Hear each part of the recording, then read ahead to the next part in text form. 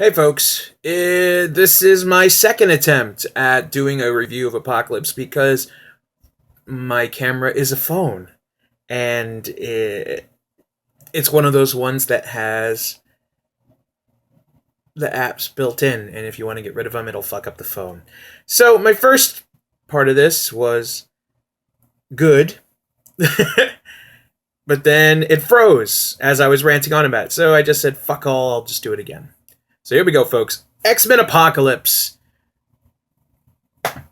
That was something that existed. Directed by Bryan Singer, who was a part of the original first two. Decided to piss off on the third one to go make, I think, Superman Returns at the time, or was it Valkyrie? Either way, that's when everything just went downhill. And it really seemed like things were going to be better around the time of First Class, which at the time was great. I mean, First Class was them retrying. Just, we're going to do our own thing. We're going to just do things our own way, but we're going to do it right. Just start fresh. And we were fine with that. We were totally fine with that. And then came Days of Future Past, which was just, let's take all the mutants that they want to see, and then we'll just throw them in there in the first 10 minutes, and then talk through the rest of the film. And basically give Wolverine a colonoscopy. So, and then came this one, which we had such hope for. And, so, yeah. I mean, the performances were great.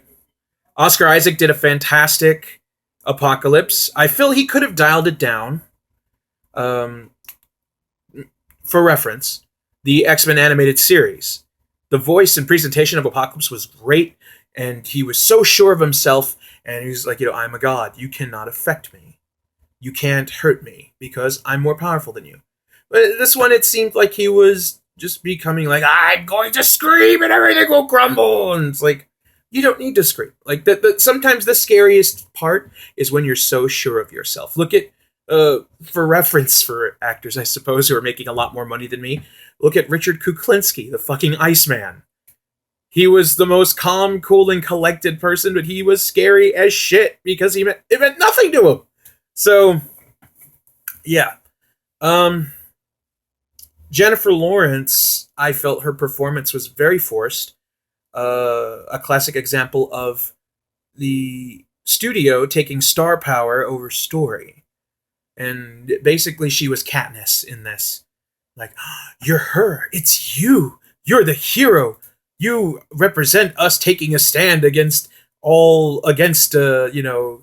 society and the rebellion. And so I know I fucked that up. I'm probably going to get a lot of shit from Hunger Game fans or Black Angus fans, whichever I was whistling.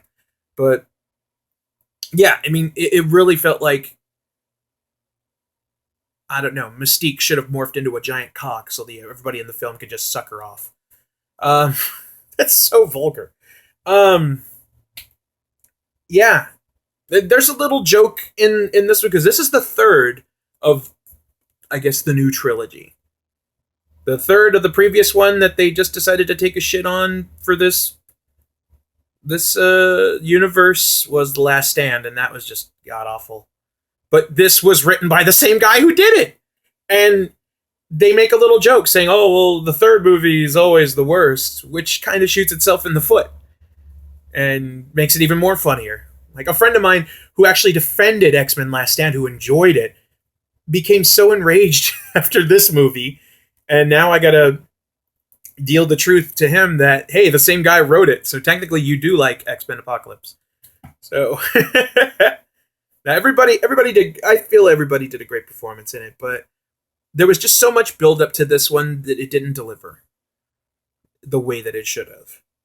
And, like, even behind the scenes, Olivia Munn, she took Taekwondo, she got a black belt, and practicing with all these weapons. her fights weren't even a great display of that. And it just sort of makes you think, like, well, if all this was for like another movie, then why the hell did you make a big deal about it now? And it seemed like because they show Wolverine in the trailer, and it seems like it was just thrown in there to just not even for the purpose of moving the story along, but for setting up for another film. And you can say like that's what Marvel does in their Disney movies, but this is the thing though, it seems like it was just thrown in. Like just for the purpose of throwing it in. To try to keep people interested in the franchise. And I fear for the Wolverine movie because it's supposed to be Old Man Logan, but they don't have the rights to a lot of the characters involved in it. Plus, they're supposedly making a new villain. That doesn't work. It didn't work in The Wolverine, which was crap. And like I weep for the future even more for the X-Men franchise.